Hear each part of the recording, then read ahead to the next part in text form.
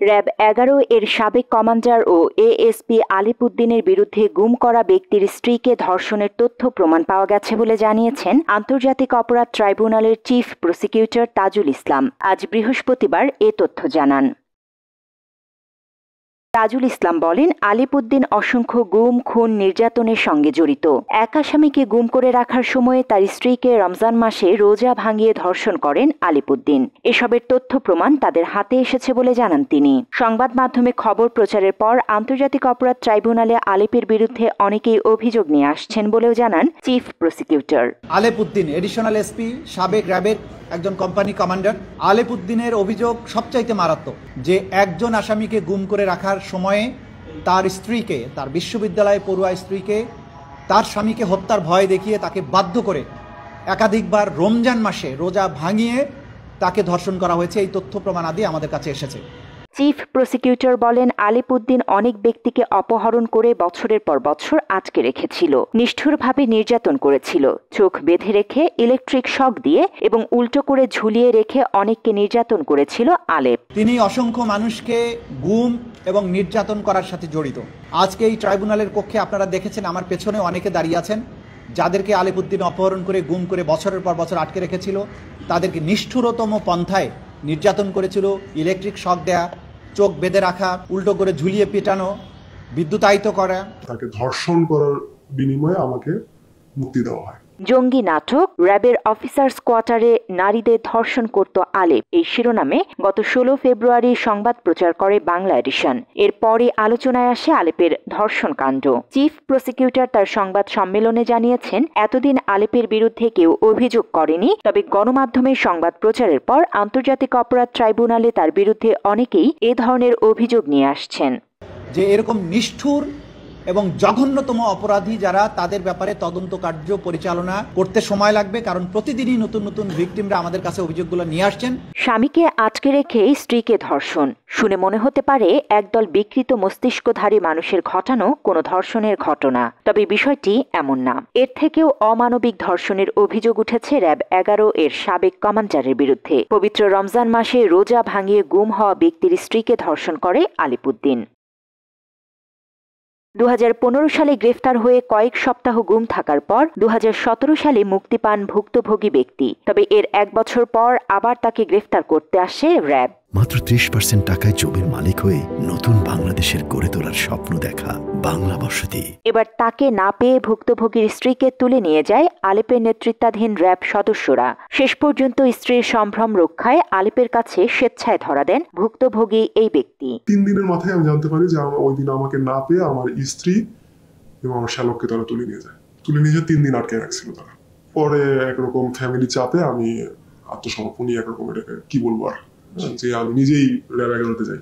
স্বেচ্ছায় র্যাবের হাতে ধরা দেওয়ার পর আবারও জেলে পাঠানো হয় তাকে। এ যাত্রায় 3 মাস জেল খেটে মুক্তি পান তিনি। তার এই সংক্ষিপ্ত জেল জীবনে পেয়েছেন সর্বোচ্চ সুযোগ সুবিধা, আর এই সব কিছুর ব্যবস্থা করে দিয়েছেন আলিপুদ্দিন। তাকে সুযোগ সুবিধা দেওয়ার নামে তার স্ত্রীকে ধর্ষণ করে আলেপ। জেলখানায় জয়েন করলো, জেলখানে থেকে 3 মাস পরে বের হলাম। এই 3 মাসেও 2 বারের মতো আমার স্ত্রী দেখা করছিল, জেলখানাতে সাক্ষাতের যে ব্যবস্থা আছে।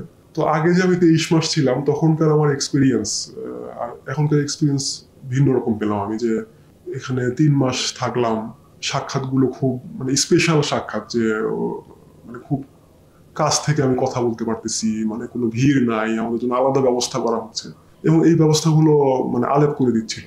তখনই আমার স্ত্রীর মুখে আমি শুনছি যে আলেপ এর ব্যবস্থা করি। শেষবার কারামুক্তির দিন তার স্ত্রীকে ফোন দেন র্যাবের সাবেক কর্মকর্তা আলিপুদ্দিন। স্বামীকে নিয়ে র্যাব-11 এর হেডকোয়ার্টারে দেখা করতে বলেন আলেপ। দেখা করতে গেলে স্ত্রীর সঙ্গে কথা বলার নামে স্বামীকে গেস্ট রুমে বসতে বলেন আলিপুদ্দিন।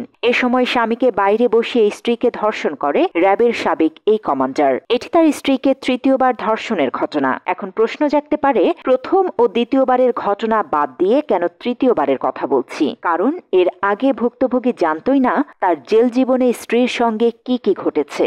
এদিনের পর সব ঘটনা জানতে পারেন তিনি। তো ওই নীতিবাক্য শুনে আমাকে সে গেস্ট রুমে বসতে বললো। গেস্ট রুমে চলে গেলাম, আমার স্ত্রীকে সে রেখে দিল। মানে বলছে আপনার স্ত্রীর সাথে কিছু কথা আছে।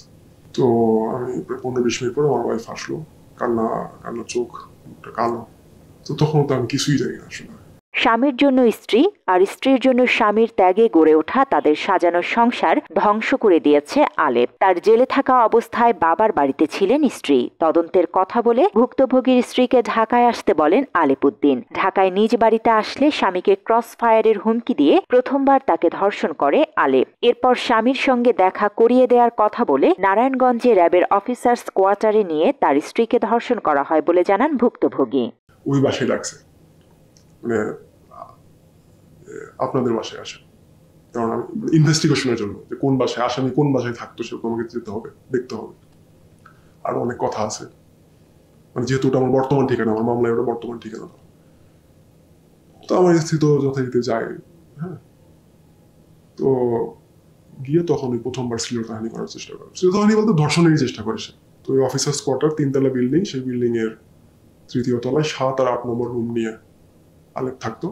শাখা রোডেই একটা চেকপোস্ট আছে, আমার স্ত্রীর কাছে শোনা যে চেকপোস্ট আছে। চেকপোস্টের গার্ডদের চোখ এড়ানোর জন্য আর সিসি ক্যামেরা এড়ানোর জন্য আমার স্ত্রীকে হেড ডাউন করানো হয়। হেড ডাউন করায় এই পুরোটা বিল্ডিং এর সামনে পর্যন্ত নিয়ে যাওয়া হয় এবং আলেপ আগে গাড়ি থেকে বের হয়ে 3 তলায় ওঠে এবং যাওয়ার সময় ইনস্ট্রাকশন দিয়ে যায় আমার স্ত্রীকে যে আমি বের হওয়া 5 মিনিট পরে তুমি বের হওয়া, বের হয়ে 3 তলায় 8 নম্বর রুমে আসবে।